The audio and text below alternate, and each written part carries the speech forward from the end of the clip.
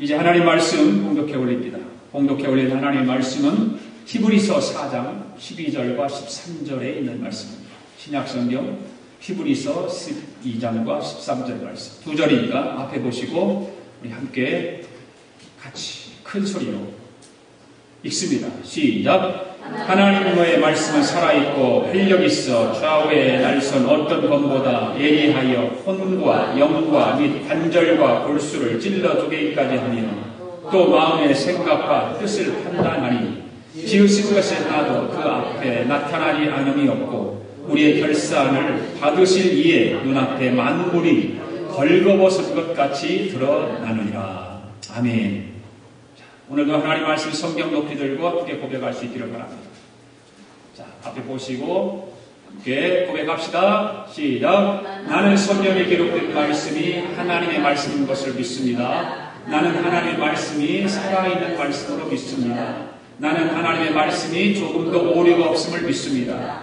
오늘도 하나님의 말씀을 배우면서 그 말씀을 깊이 묵상하고 마음에 받아들여 꼭 변화되기를 고백하며 이제 절대로 부패되지 않고 불멸하고 영원한 하나님의 말씀을 듣게 될 것인데 오늘도 하나님의 말씀을 통하여 반드시 내 삶이 변화될 것을 예수님의 이름으로 기도합니다. 아멘.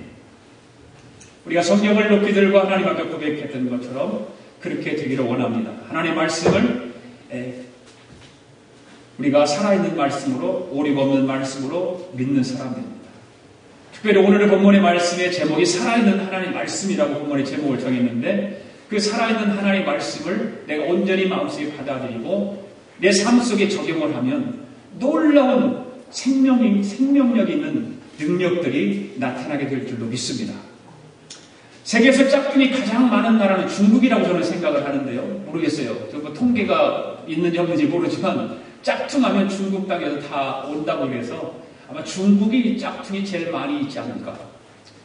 그 다음에 나라는 어떤 나라니까 생각을 하다 우리나라다라고 생각을 했어요. 우리나라가 짝퉁이 가장 많이 있지 않을까. 그래서 우리나라는 명품들도 많지만 짝퉁들도 굉장히 많다라고 생각이 되어집니다. 여러분 여러분들 그 주위에 여성들이 들고 다니는 그 핸드백을 저게 진짜인가, 진품인가, 짝퉁인가를 궁금하잖아요. 그렇잖아요. 내가 든 거 말고 다른 사람이 들은 것이 저게 진짜일까, 짝퉁일까 어떻게 확인하는 줄 아세요? 제가 가르쳐 드릴게요. 잘 들어보세요. 어느 날 비가 오는데 우산을 깜빡 잊었고 우산을 안 가지고 나갔다 갑자기 비가 쏟아졌어요. 비가 쏟아졌는데 짝퉁을 가진 핸드백을 가진 짝퉁 여인은 핸드백으로 머리를 갖다 뒤집어 쓰고 그 다음에 진품을 가진 사람은 가슴에 품고 간답니다. 아, 머리다 쓰고 가는 사람은 저게 짝퉁이구나. 금방 알 수가 있대. 우리 그리스도인들도 진짜가 있고 가짜가 있어요. 진품이 있고 짝퉁이 있다 그 말입니다. 가짜 그리스도인들, 짝퉁들의 특징들이 있는데 어떤 것일까요? 한번 봅시다. 앞에 한번 비춰줘 주시고요. 하나님의 말씀에 관심이 없는 사람이에요. 짝퉁은 하나님의 말씀에 관심이 없는 사람. 교회에도 말씀 듣는 것 관심이 없어요. 그래 와도. 엉뚱한 생각하고 있어요. 그냥 딴 생각으로 가득 차 있고 엉뚱한 짓 하고 있고 오늘 이 말씀은 내 남편이 들었으면 좋겠다고 생각하는 사람. 자기가 들어야 할 말인데 이 짝퉁 교인들은 이 말씀 우리 남편이 좀 들었으면 좋겠다고 생각한다는 거죠. 지난주의 말씀은 우리 친구들이 참 들어야 할 말씀이라고 생각한다는 거죠. 다 자기가 들어야 됨에도 불구하고 다른 사람이 들어야 된다라고 생각하는 사람. 그렇다면 진짜 그리스도는 어떤 사람일까? 매주일 하나님께서 전해주는 그 말씀이 나에게 주시는 말씀이라고 듣는 사람이 진짜 교인이라는 것이죠. 그 다음 두 번째로 성경을 꾸준히 읽지 않는 사람이 짝퉁 교인이랍니다. 하나님 말씀을 읽지 않는 거예요. 어쩌다 생각나면 읽고 그것도 이렇게 읽는다는 거예요. 성경을 딱 펴서 눈에 제일 먼저 들어오는 말씀이 나에게 주는 말씀이라고 생각을 하고 차례대로 읽는 것이 아무 데나 그냥 쫙 펴가지고 읽는 거죠. 그래서 어떤 분이 성경을 그렇게 읽었답니다. 오늘 아침에 성경을 딱 펴가지고 이제 하루 출근을 하기 위해서 오늘은 하나님께서 나에게 어떤 말씀을 주시는가, 이 말씀을 한번 내가 마음속에 새기고 살아야 되겠다. 그래서 출근하기 전에 성경을 딱 펴니까 마태복음 27장의 말씀이 딱 펼쳐져 있는데 거기에서 5절 말씀에 이런 말씀이 있더래요. 유다는 물러가서 스스로 몸매어 죽은지라. 그래서 있더라는 거예요. 이건 나하고 관계없는 말씀인데 내가 오늘 하루 살아가야 돼, 이런 말씀을 주는 것이 아니겠지. 그래서 다시 한번 성경을 딱 펼쳤대요. 그랬더니 이번에는 누가복음 10장이 펼쳐졌는데 그 10장의 37절 말씀 가운데서 이렇게 써있대요. 너도 가서 이와 같이 해라. 그렇게 써있더라는 거죠. 그래고 이 사람이 너무 불안하기 시작하는 거예요. 이거 내가 하루를 살아가는데 세상에 처음에는 유다는 물러가서 스스로 못 메어 죽었다라고 하고 그 다음 펼치니까 너도 가서 이와 같이 하라고 말씀했어요. 이건 안 되겠다. 마지막으로 한 번만 더 펼치고 하나님 말씀 봐야 되겠다. 그래서 이것도 성경을 쫙 펼쳤는데 요한복음 13장이 펼쳐져서 13장 가운데 27절에 눈에 딱 들어오더라는 거죠. 그래 뭔가 딱 봤더니 이게 내 일을 속히 하라. 그렇게 써있더래요. 바로 성경을 꾸준히 읽지 않는 사람의 속성들이죠. 적당히 한 절 읽고 살아가려고 하고 그런 사람들이죠. 그 다음에 진짜 그리스도는 매일 성경에 읽는 사람들이 아니겠습니까? 그렇죠? 네. 세 번째로 말씀을 듣는데도 도무지 변화가 없는 사람. 말씀을 듣고 말씀을 보는데도 변화가 있지 않는 사람이 바로 짝퉁교인이라고 합니다. 문제죠. 10년을 믿어도 20년을 교회에 다녀도 변화가 없어요. 하나님 말씀을 통해서 설교를 통해서 사랑하라는 말씀을 수없이 들었는데도 불구하고 여전히 남을 미워합니다. 또한 남을 배려해야 한다고 하는 그런 말씀 역시 수없이 들었는데도 여전히 자기중심적으로 생각을 하고 자기중심적인 삶을 살아가는 것입니다. 변화가 없어요. 변화가. 예배 생활을 잘 드려야 됩니다. 그렇게 설교를 통해서 많이 들었음에도 불구하고 예배 드리는 것은 귓등으로 알아듣고 그냥 자기식으로 살아갑니다. 남의 말을 함부로 하고 단정적으로 말하고 그 바로 변화되지 않는 모습들입니다. 성화가 되어야 되는데 성화가 이루어지지 않는 그런 삶입니다. 그러나 진짜 그리스도인은 변화가 있습니다. 옆 사람에게 한번 이렇게 말해 보십시오. 자, 옆 사람 다 각자 보세요. 우리 진짜 그리스도인이 됩시다. 네. 가짜 그리스도인 되지 맙시다. 네. 옆 사람 보고 하는 거예요. 옆 사람 보고. 요즘은 인터넷을 이용하면 엄청난 지식을 쉽게 얻을 수 있잖아요. 그냥 단어만 딱 치면 그 단어에 대해서 모든 자료가 다 쏟아져 나오게 돼 있잖아요. 네. 그런데 많은 지식이 꼭 좋은 것만은 아니다라고 하는 것을 생각을 해봅니다. 왜냐하면 많은 지식은 깊은 생각을 방해할 수 있기 때문에 그런 거예요. 내가 생각하고 거기에 고민을 하고 해야 되는데 그렇지 않거든요. 그냥 쉽게 얻으려고 하는 것이죠. 우리는 가끔 일과 책과 지식으로부터 때로는 벗어날 필요가 있어요. 그래서 한적한 곳에 아무것도 없는 곳에 나 혼자 생각하고 그래서 한번 그런 곳을 찾아가는 사람들이 있지 않습니까? 그래서 자신을 돌아보면서 생각하는 거예요. 내 삶을 어떻게 살아왔는가? 내가 신앙생활하면서 어떻게 신앙생활을 해야 되는가? 내가 사업을 하면서 어떤 식으로 했는가? 직장생활을 어떻게 했는가? 내가 과연 앞으로는 어떻게 살아가야 될 것인가? 이런 것들. 그래서 링컨의 전기를 쓴 데이빗 도널드라고 하는 사람의 말에 의하면 링컨이 깊은 사고를 할 수 있었던 이유가 읽은 책의 수가 적었기 때문이라고 말해요. 그래서 링컨은 평생 동안 제일 많이 읽은 책이 성경책입니다. 그 다음에 이솝 우화의 책을 많이 읽었답니다. 그리고 많은 책을 읽지 않고 몇 권의 책을 읽었는데 그 책을 계속해서 반복해서 읽었답니다. 링컨은 적게 읽고 많이 생각했다 그 말이에요. 생각을 많이 했다는 거예요. 요즘은 지식의 정보는 참으로 우리에게 힘이라고 말씀. 지식의 정보가 힘이 될 수 있죠. 맞는 말이죠. 그러나 지식과 정보보다 더 위대한 힘이 있는데 그것은 자기 성찰과 하나님의 말씀을 묵상하는 것입니다. 더 중요한 것 그것은. 말씀은 사람을 변화시킬 수 있고 그렇게 변화된 사람만이 세상을 변화시킬 수 있기 때문에 그렇습니다.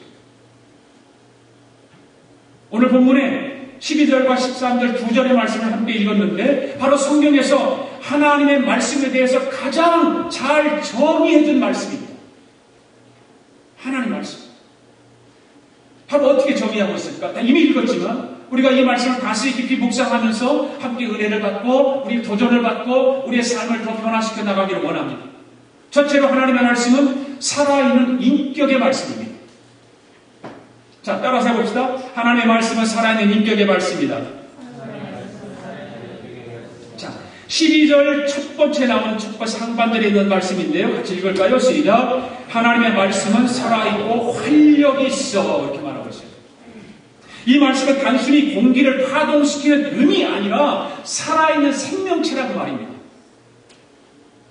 하나님의 말씀, 여기에 기록된 하나님의 말씀이 죽은 말씀이 아니라 살아있는 말씀이라는 것입니다. 믿습니까, 여러분? 네. 하나님의 말씀이 살아있는 말씀인 것을 믿습니까? 네. 예. 요한복음 1장에 보면 1, 2절에서 이런 말씀이 있죠. 또 같이 읽어볼까요? 시작. 태초에 말씀이 계시니라. 이 말씀이 하나님과 함께 계셨으니 이 말씀은 곧 하나님이시라. 그가 태초에 하나님과 함께 계셨고 그렇게 말씀합니다. 이 구절도 말씀이 살아있는 인격인 것을 잘 나타내주고 있습니다. 하나님의 말씀이 살아있는 생명체이면서 인격이라는 것입니다. 또한 오늘 보면 12절에서 운동력이 있다라고 하는 말은 말씀이 움직이는 말이 아니라 실제적인 엄청난 능력이 있다고 말입니다. 하나님의 말씀. 왜 그렇습니까? 살아있는 생명체이기 때문에, 인격체이기 때문에 능력이 있다는 것입니다. 우리 가운데 새 창조의 역사가 그 말씀을 통해서 일어나게 되고 놀라운 생명력이 나타나는 것은 바로 하나님의 말씀, 살아있는 말씀이기 때문에 나타나는 것입니다. 그래서 실제적으로 하나님의 말씀은 우리 삶 가운데, 우리 생활 가운데 엄청난 능력이 나타나게 되는 것입니다. 그런데 왜 말씀이 우리 안에서 역사를 일으키지 못하느냐고 말이에요. 왜 못할까?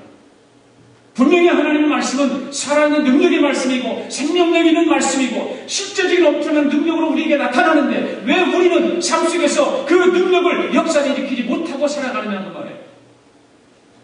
해가 오면 하나님의 말씀을 상투적으로 알기 때문에 상투적으로 말하고 상투적으로 듣는 거예요.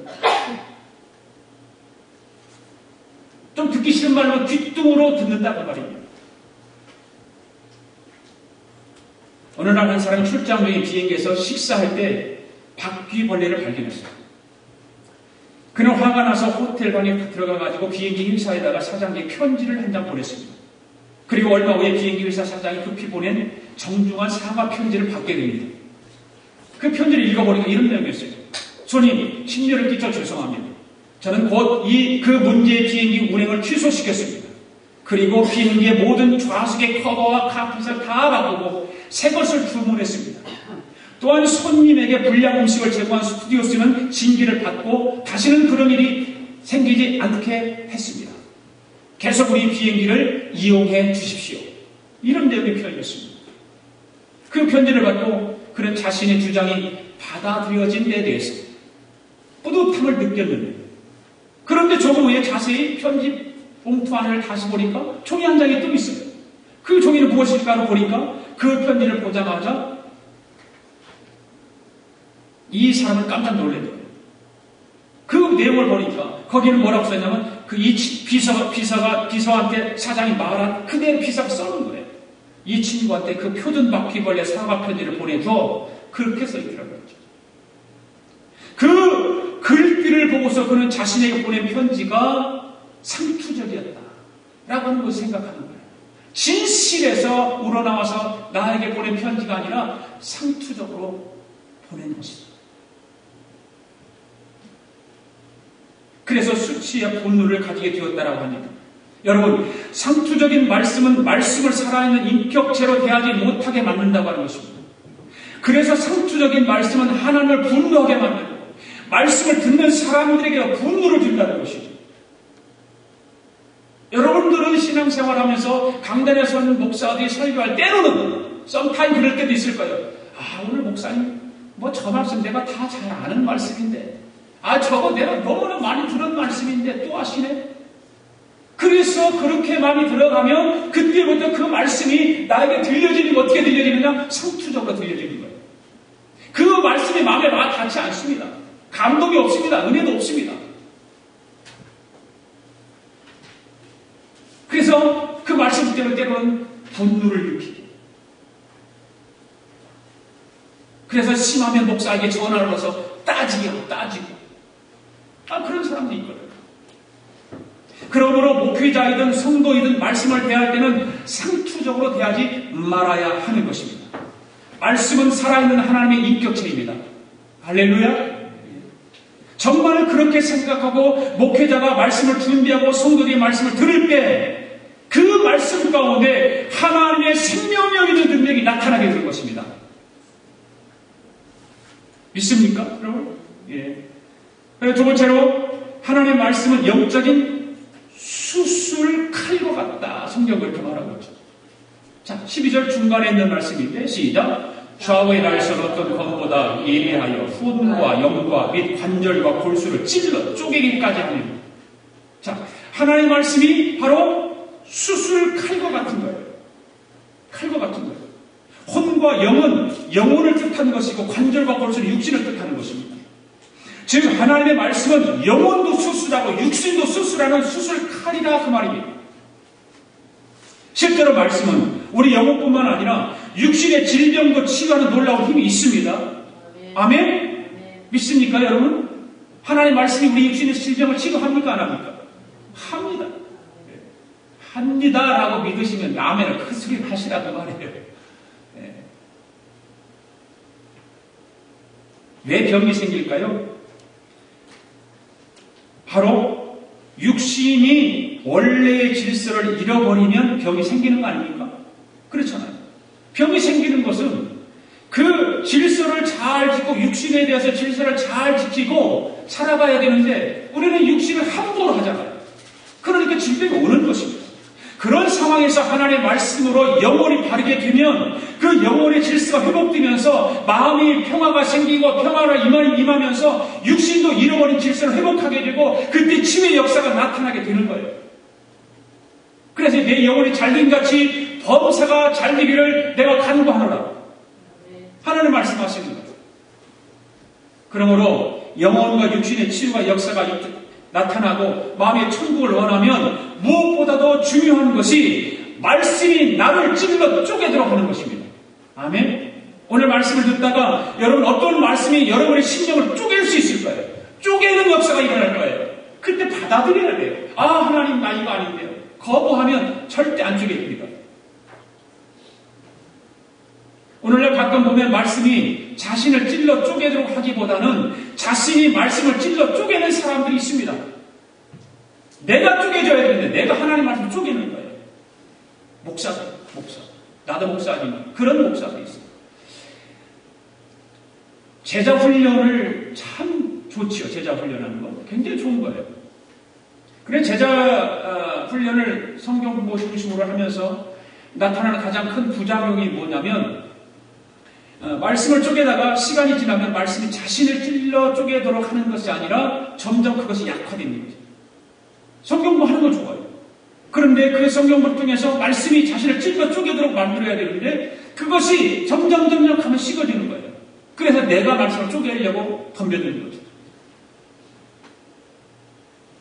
그래서 옛날에 부흥사들 보면 한참 우리나라에 성령운동이 일어난 부흥사들 보면 말씀을 신기하게 잘 해석하는 사람들이 참 많죠. 그런 사람들을 보고 말씀을 잘 쪼갠다고 했어요. 말씀을 잘 쪼갠다. 어떻게 저렇게 말씀을 잘 세밀하게 이렇게 쪼개서 잘 전할까? 그게 최고의 부흥사로 되어버렸죠. 그런 사람들을 보면 대개 말씀을 어떤 말씀을 증거하냐면 종말론들, 계시록에 있는 말씀, 예언서에 있는 말씀 그런 말씀들을 가지고 그렇게 말씀을 잘 쪼갰어요. 이상하게 그렇게 해석을 했습니다. 그렇게 말씀을 쪼개면서 동시에 얼마나 많은 교회와 가정이 쪼개지고 영혼과 인격이 쪼개지는 역사가 있는지도 몰라요. 특히 우리 주의 이단들을 많이 보면 이단들이 이런 짓을 많이 하죠. 말씀을 이상하게 잘 쪼개죠. 쪼개서 기독교 신자들에게 생전 들어보지 못한, 그래 가끔 전화를 받아요. 그런 전화를 받아도 나 이런 말씀 처음 들어봤다니, 평생에 처음 들어봤대. 그게 옳은 말일까요? 어떻게 평생에 처음 들은 말을 어디서 듣냐고. 그게 말씀을 쪼개기 때문에 자기가 쪼개져야 되는데 자기는 안 쪼개지고 말씀을 내가 쪼개서 이상하게 해석을 해가지고 그것을 현혹을 해서 기존 신자들 예수 잘 믿는 사람 넘어뜨리고 자기 그 이단으로 끌어내리려고 하는 사람. 여러분, 성경 전체를 종합적이고 통전적으로 보면서 말씀 앞에 자신의 심령을 쪼개야지 자기가 하나님의 말씀을 쪼개려고 해서는 안 되는 것입니다. 가끔 성경을 보면 우리가 해석하기 어려운 그 난해한 말씀들이 있습니다. 그런데 그 난해한 말씀들을 억지로 깊이 파헤치다가 자기도 넘어지고 다른 사람도 넘어지고 그래요. 그것을 엉뚱하게 해석하는 것은 결코 바람직한 태도가 아닙니다. 모르면 그냥 모르고 지나가야 됩니다. 하나님께서 모르도록 말씀을 하신 거기 때문에 모르고 지나가야 되는 것이지, 그것을 좀 쪼개려고 하다 보니까 엉뚱한 말을 하고 잘못된 말을 하고 그렇죠. 우리는 그런 것에 넘어갈 필요 없습니다. 나 평생 저런 말씀 처음 들어봤는데 거기 가니까 진짜 말씀 좋더라. 생각해봐야 돼요. 우리는 항상 말씀 앞에서 겸손해야 될 줄로 믿습니다. 자기가 모든 것을 다 아는 것처럼 하면, 그리고 말씀의 족이라고 하면서 사람에게 찾아가는 것을 절대 주의해야 됩니다. 그것은 교회를 죽일 수 있습니다. 때로는 가정도 죽일 수 있습니다. 때로는 자기 자신도 죽습니다. 내가 말씀을 찔러 쪼개는 것은 사망의 길이고, 말씀이 나를 찔러 쪼개도록 하는 것은 생명의 길이다. 시작. 내가 말씀을 쪼개서 사망의 길이고, 말씀이 나를 쪼개서 생명의 길이다. 말씀을 얼마나 잘 듣고 있나 지금 테스트하는 거예요, 여러분들. 다시 해보십시오. 내가 말씀을 찔러 쪼개는 것은 사망의 길이고, 말씀이 나를 찔러 쪼개도록 하는 것은 생명의 길이다. 내가 말씀을 쪼개는 것은 사망의 길이고, 말씀이 나를 쪼개는 것은 생명의 길이다. 할렐루야. 그래서 옛날에 황해도 풍천에 안서박이라는 사람이 살았는데요. 어느 날 그가 산에 들어가서 도사를 찾아가지고 축지법과 변신술을 배우기 위해서 도사를 찾아갔대요. 그 열심히 얼마 동안 배우다가 어느 날 그 도사가 스승이 외출을 했는데, 외출하는 그 사이에 스승의 방에 들어가서 도술서를 다 읽었대요. 읽고 나서 그대로 해보니까 되더라는 거예요, 자기가. 순식간에 짐승도 되고 새도 되더라는 거죠. 그래서 이제는 내가 다 읽었으니까 이제 내려가도 되겠다. 그러고서 산에서 내려갔습니다. 그리고 집에 돌아가서 그가 변신술을 사용해가지고 뭔가를 해보기를 원했어요. 그래서 그 변신술을 사용해가지고 이마에 가슴에 변신술을 써붙이고 뻐꾸기가 됐어요. 뻐꾸기가 돼가지고 자기 집 우물가 버드나무에 올라가가지고 앉아가서 이제 아내가 좀 나오면 놀려주려고. 그럼 기다리고 있는 아내가 나왔어요. 그 뻐꾸기가 된 남자들이 뻐꾸 그러고 있으니까 아내가 나와보고서 여보 지금 뭐 하는 거예요? 그러더라는 거죠. 그러니까 이 안서방이 여보 내가 뻐꾸기 보이지 않소? 그러니까 아내가 당신 지금 미쳤어? 라고. 그 후로 동네 사람들이 이 안서방을 별명을 뭐라고 했냐면 안뻐꾸기라고 별명을 붙였대요. 이 정도 남보다 그렇잖아요. 기도 좀 더 하고 성경 좀 더 읽으면 당장 무엇인가 변할 줄 알고 있는 분들이 있어요. 그처럼 조금만 남보다 무엇인가 잘한다고 해서 마음이 높아지고 영적으로 높은 사람처럼 행세하면 오히려 어떤 사람과 같이 되느냐? 바로 이 풍천의 안뻐꾸기 같은 사람이 된다 그 말이에요.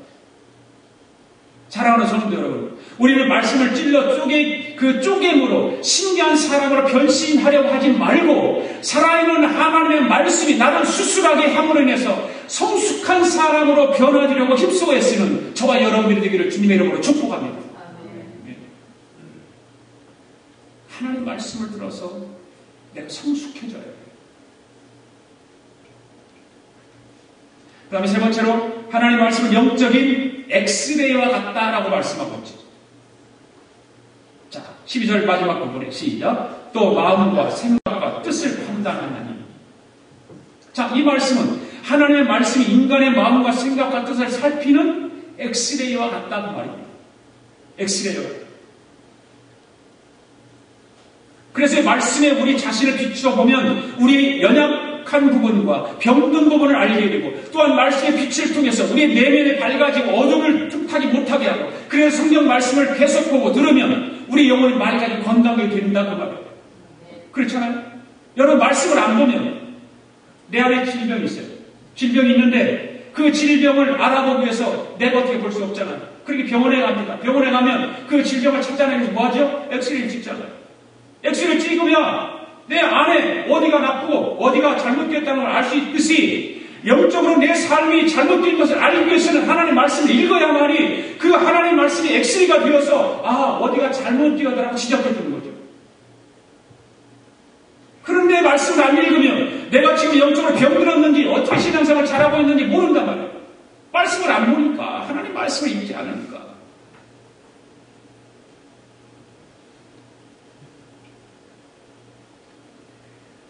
때로 말씀의 엑스레이로 우리 자신의 주요 허물이 지적받고 들춰지면 사람이기 때문에, 인간이기 때문에 자존심도 상할 수 있습니다. 그렇지만 말씀 앞에서 자존심이 상할 때 자존심을 버리고 회개하면 새로운 세계가 펼쳐지는 줄로 믿습니다. 주님은 그것을 좋아하셔요. 내 자존심 상한 것을 뽀로퉁해가지고 자존심 상한 것을 하나님이 말하는 것이 아니라, 자존심이 상했더라도 그것을 말씀을 붙들고 회개하면 하나님은 그걸 기뻐하시는 거예요. 그런 의미에서 자신의 죄를 깨닫게 하고 자신의 부족한 점을 지적하는 말씀이 때로는 필요한 거예요. 오늘 내가 이런 설교를 하니까 여러분들은 어떻게 들려질지 모르지만 여러분은 듣기 좋은 말 듣기를 원할 거예요. 죄에 대해서 설교하고 십자가에 대해서 설교하고 뭐 돈에 대해서 설교하고 이런 거 다 듣기 싫은 건 사실이 알아요. 우리나라에서는 암이 발견되면 환자의 마음에 고통을 주고 상처가 될까 와서 의사 선생님이 어떻게 합니까? 본인한테 얘기합니까? 식구들한테 얘기합니까? 식구들한테 얘기하잖아요. 본인한테 얘기하죠. 암이 발견됩니다. 그런데 미국은 좀 다른 것 같아요. 미국은 집안 식구한테 얘기하는 것이 아니라 본인한테 직접을 얘기한다고 했잖아요. 선생님 이번에 진단해보니까 암 말기입니다. 그래 당신이 이제 수술을 해도 살아갈 그런 가능성은 10%밖에 없습니다.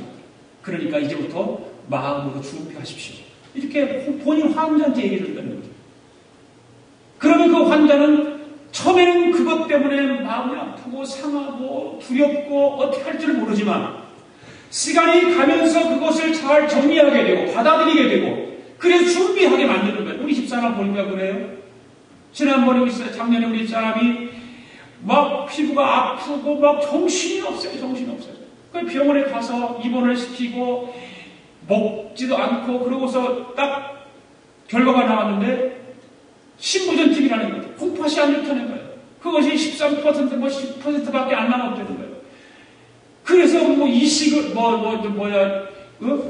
투석을 해야 된다 이 말을 하니까 저 사람이 우리 사람이 이제 얼굴이 노래가지고 어쩔 줄 모르는 거예요. 두려움이 앞서고 이제 내가 무언가 내가 이 평생 사는 것이 이거밖에 안 되는가 그 두려움이 앞서니까 마음에 다운이 되고 상처가 되고 아픔이 되어서 열흘 동안을 이불 속에서 꼼짝을 못하고 누워있더라고요. 그 열흘 동안 꼼짝을 못하고 누워있으면서 조금씩 받아들이기 시작하는 거죠.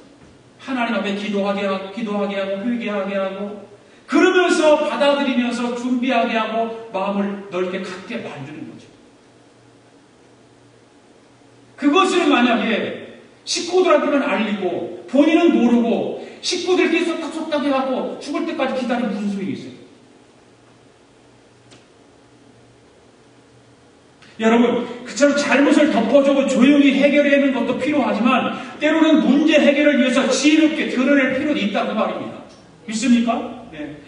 특히 죄의 문제는 그냥 덮여두면 안 되는 것 아닙니까? 네. 기분 나쁘고 잠깐 마음이 상해도 죄는 드러날 필요가 있는 것입니다. 오늘 많은 강단에서 죄와 잘못을 지적하는 설교들이 사라지고 있습니다. 교인들이 싫어한다고 죄의 잘못을 지적하지 않으면 기분이 좋을 수 있지만 인격과 신앙은 더 나빠지는 거예요. 다 싫어해요.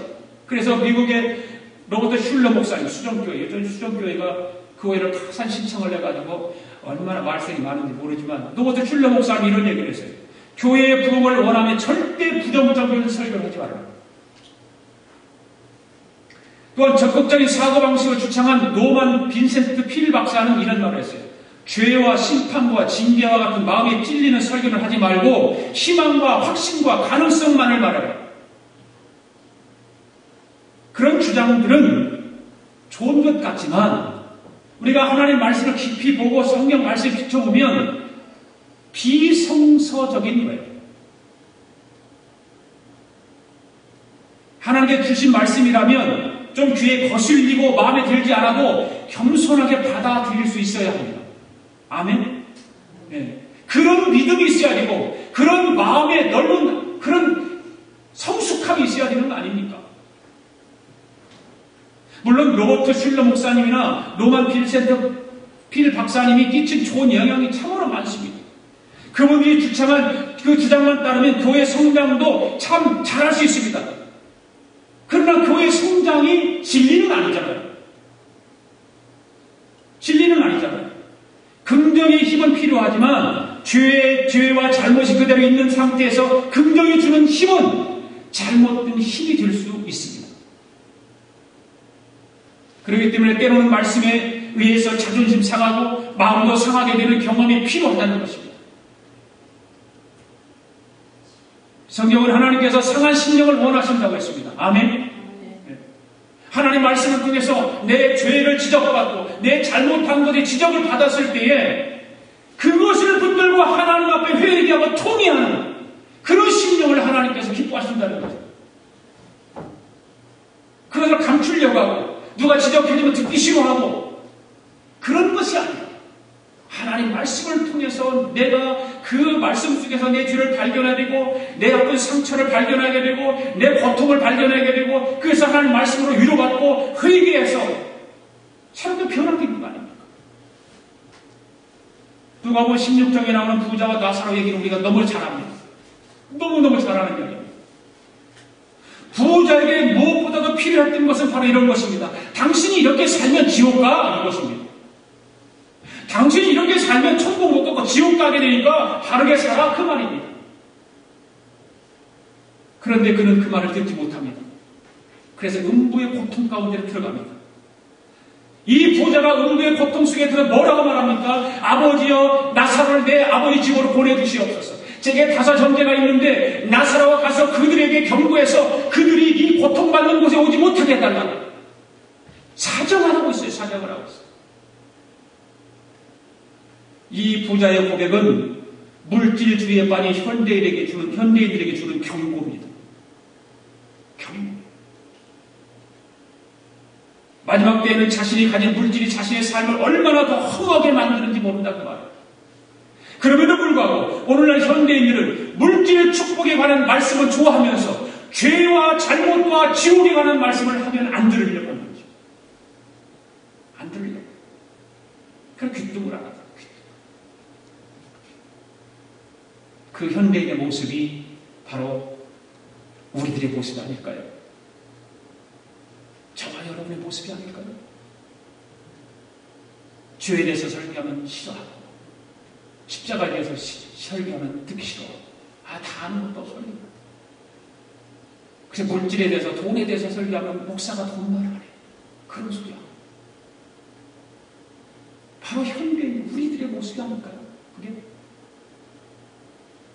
여러분, 우리는 때로 하나님 말씀을 통해서 우리의 자존심을 상하게 하는 말도 들어야 될 줄도 압니다.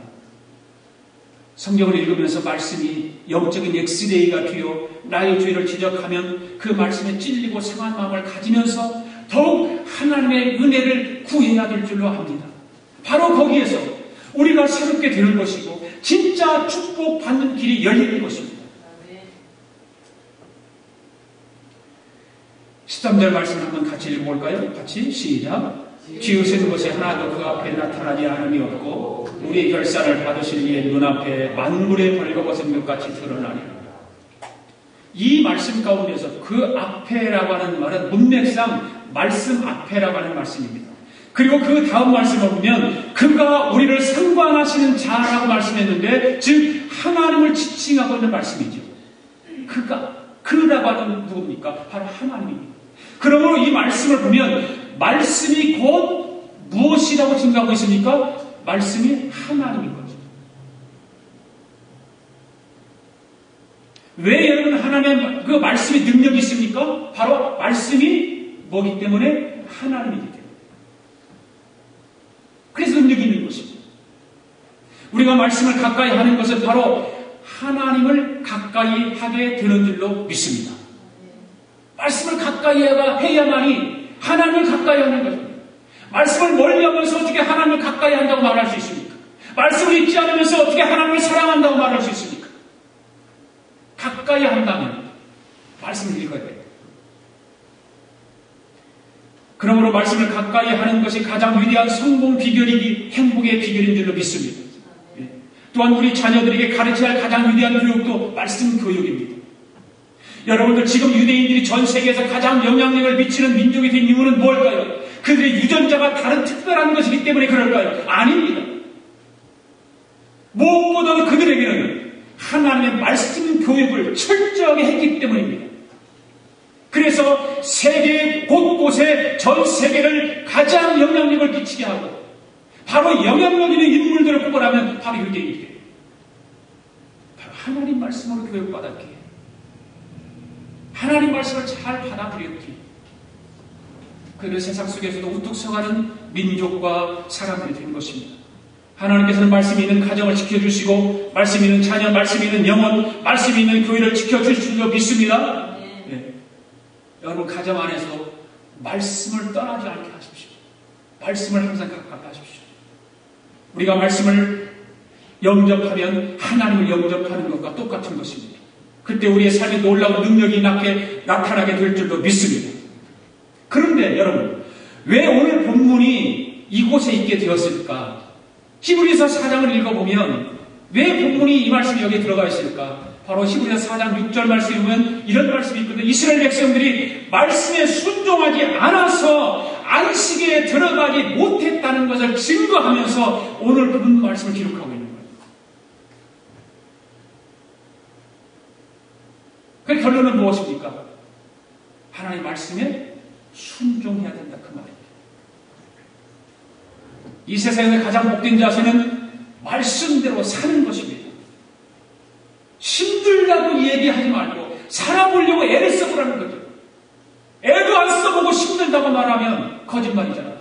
애 써보고 힘들다고 말해야 되잖아요. 그런데 애도 안 써보고 해보지도 않고 힘들다고 말만 먼저 하면 무슨 소용이냐는 말이에요. 노력도 안 해보고 실천도 한번 해보려고 하지도 않고 힘들다고 먼저 말한다면 그건 문제가 있는 거 아닙니까?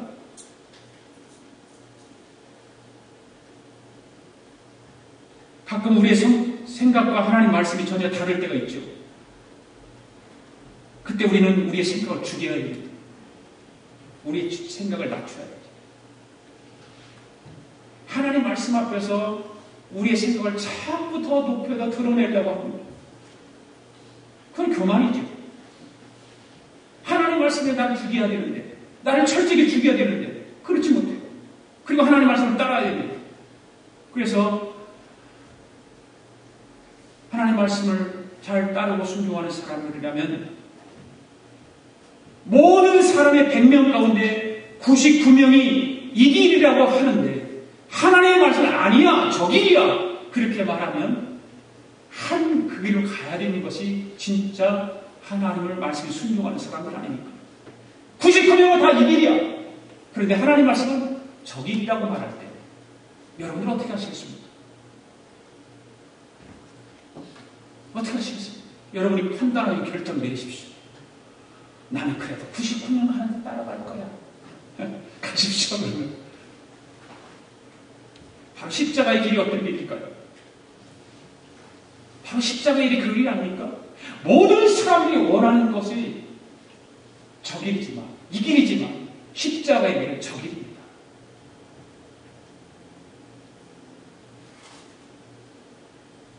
가끔 우리가 원하는 대로 환경이 펼쳐지지 않을 때도 있죠. 우리가 원하는 대로, 나는 이런 환경이 원하는데 그런 환경이 나는 펼치지 않아요. 그때 우리는 어떻게 해야 될까요? 말씀대로 살아보려고 했어야 돼요. 말씀대로 살아보려고 했어야 돼요. 지금 우리 손에 무엇이 없다고 해서 결코 낙심하거나 불평하거나 불안해할 필요가 없습니다. 예수님도 필요한 것을 다 가지고 이 땅에 오시지 않았잖아요. 예수님 오실 때 필요한 거 다 가지고 오셨나요? 아니에요. 예수님도 필요할 때마다 그때 주셨어요. 네, 그렇잖아요. 더 중요한 것은 하나님의 뜻을 따라서 십자가를 지시고 죽기까지 순종하셨던 예수님. 죽기까지 순종하셨던 예수님. 우리는 순종하면서 죽기까지는 하지 않지 않습니까? 형편에 따라서 순종하고 형편에 따라서 안 하고 우리 식으로. 여러분, 하나님께서 예수 그리스도를 이 땅에 보내실 때에 왜 성인으로 보내지 않고 어린 아이부터 보냈을까요? 어린 아이에서 보냈을까요? 왜 그랬을까요? 얼마든지 하나님은 능력이 하나님 만물을 창조하신 하나님께서 예수 그리스도를 성인으로 보내실 수 있잖아요. 한 번에 그냥 다 성인이 돼가지고. 그런데 어린 아이로 보냈다고 해요. 왜 그랬을까요? 그것은 그 하나님은 속성 코스를 별로 관심이 없다고 말해요. 얼마든지 하나님 속성 코스를 하실 수 있는 건 아닙니까? 그런데 속성 코스 원하지 않아요. 우리는 극적인 변신만 꿈꾸지 말고 말씀 안에서 더욱 예수님의 생명이 우리 삶에서 나타나도록 힘써야 될 줄로 믿습니다. 우리는 갑자기 어떻게 되기를 원할 건 안 됩니다. 차례로 하나님의 말씀을 배워가면서 하나님의 말씀에 순종해 나가면서 한 걸음 한 걸음 나갈 때 하나님께서 놀라운 일들을 우리에게 삶을 통해서 열어주시는 것입니다. 여러분, 인생은 짧습니다. 또한 인생에는 없는 것이 훨씬 많습니다. 어렸을 때는 철없고 나이가 들면 속없고 30년이 지나면 정신없고 늙으면 어떻게 되는가 아십니까? 형편없는 거예요. 늙으면 형편없잖아요. 뭐 별거 있어요. 있는 것 같지만 없는 것이 인생입니다. 네. 많은 것 같지만 부족한 것이 인생입니다. 내가 다 차지한 것 같지만 차지하지 못한 것이 인생이에요. 그렇기 때문에 우리는 세상이나 세상 것들을 사랑하지 말아야 해요. 네. 세상 것들은 다 없어집니다.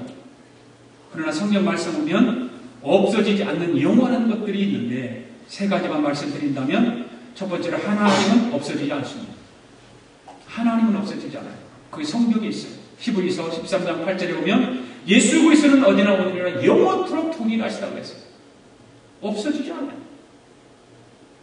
이 세상이 진짜 다 뒤집어져도 하나님은 안 없어져요. 아멘? 예. 두 번째로 하나님 말씀은 없어지지 않습니다. 이 세상에 수많은 책들이 이것 나오면 저것 나오고 저것 나오면 이것 나오고 계속해서 그것에 대해서 다시 반복해서 나오고 새로 개발돼서 나오지만 하나님의 말씀은 변하지 않습니다. 없어지지 않습니다. 베드로전서 1장 24절 25절에 이런 말씀이죠. 그러므로 모든 육체는 풀과 같고 모든 영광이 풀의 꽃과 같으나 풀은 마르고 꽃은 떨어지되 오직 주의 말씀은 세세토록 있도다. 영원한 거예요. 하나님의 말씀. 그 영원한 하나님의 말씀 우리는 붙들고 살아야 되죠. 그 다음 세 번째, 주의 뜻을 행하며 살았던 삶은 없어지지 않는다고 했습니다. 요한일서 2장 17절 이렇게 기록하고 있죠. 이 세상도 그 정욕도 지나가되 오직 하나님의 뜻을 행하는 이는 영원히 거하리라. 할렐루야. 하나님의 뜻을 행하는 사람은 영원토록 남는다. 그 말이에요. 없어지지 않는다. 하나님과 하나님의 말씀이 영원하지만 하나님 말씀대로 사는 사람도 영원한 것입니다. 할렐루야. 사랑하는 여러분, 짧은 인생을 그냥 살지 말고 가장 가치 있게 살아야 합니다. 어떻게 사는 것이 가장 가치 있게 사는 것입니까? 말씀대로 사는 것입니다. 우리가 말씀대로 살려고 하는 마음을 가지고 살 때 하나님은 그 시간을 다 기억해 주시고 영원한 나라의 상급으로 갚아주실 것입니다. 우리 믿는 사람은 구속받은 순간부터 내 생명이 내 생명이 아닌 거예요. 내 목숨이 내 목숨이 아닌 거예요. 내 시간이 내 시간이 아닌 것입니다. 주님의 시간입니다. 사실 시간처럼 무서운 것은 없지 않아요? 지나간 시간 다 영원토록 돌아오지 않기 때문에 무서운 거죠. 사랑하는 성도 여러분, 하나님 말씀은 살아있습니다. 아멘. 그러므로 살아있는 하나님의 말씀 붙들고 순종하며 이 세상을 신나게 살아가십시오. 멋지게 살아가십시오. 정말 즐겁게 살아가십시오. 하나님 말씀 붙들고 살아가면 신나게 살 수 있어요. 멋지게 살 수 있어요. 행복하게 살 수 있어요. 하나님께서 오늘 우리에게 주시는 귀한 말씀입니다. 기도하시겠습니다. 고마우신 하나님 아버지 감사합니다. 오늘도 살아계신 하나님의 생명력 있는 말씀으로 우리의 죄악된 심령을 말씀으로 쪼개게 하시고 회개하며 온전하게 하시는 능력의 하나님께 감사를 드립니다. 이번 한 주간도 이번 4월 한 달도 살아계셔서 우리의 마음의 생각과 뜻을 다 살피시는 하나님을 기쁘시게 해드리는 한 주간이 되게 하시고 이 4월 한 달이 되게 하여 주시옵소서. 감사드리며 예수님의 이름으로 기도하옵나이다. 아멘. 우리 다 일어나셔서 찬양 드리겠습니다.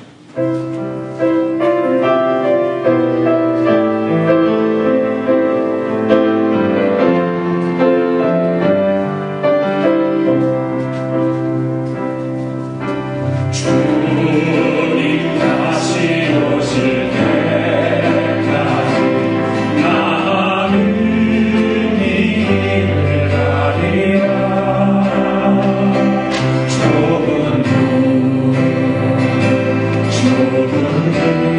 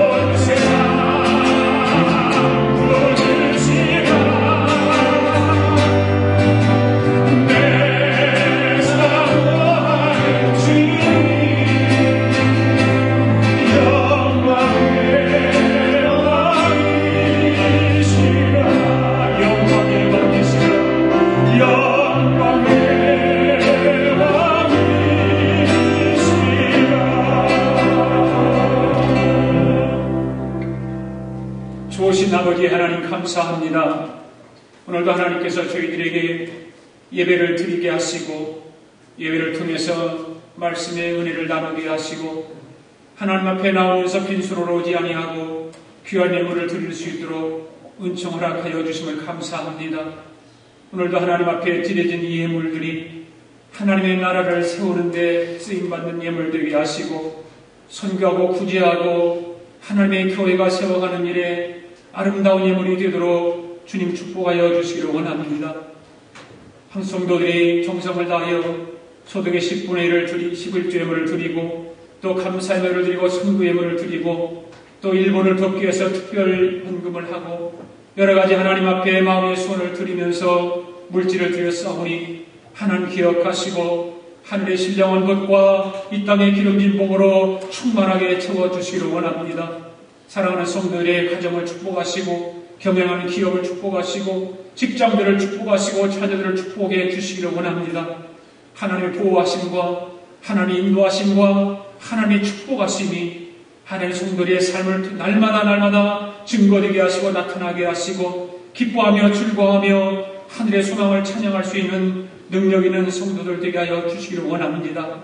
오늘도 하나님 앞에 헌신하며 수고하는 성도들의 수고를 받으시고 하나님께 영광을 돌리게 하여 주시옵시고 오늘 이렇게 또 우리 교회 우리 처음 나와서 예배드리는 우리 문태승 형제와 김정명 자매를 축복하여 주셔서 아버지 하나님 저들에게 큰 믿음 허락하여 주시고 이제 앞으로 가정을 이루고 결혼하여 살 텐데 결혼하기 전까지 믿음으로 하나님을 온전히 만나게 하시고 말씀을 통해서 예수 그리스도를 만나 예수 그리스도를 정말 내 삶의 주인으로 모시는 능력의 역사가 일어나도록 저들을 날마다 보호하시고 인도하여 주시옵소서.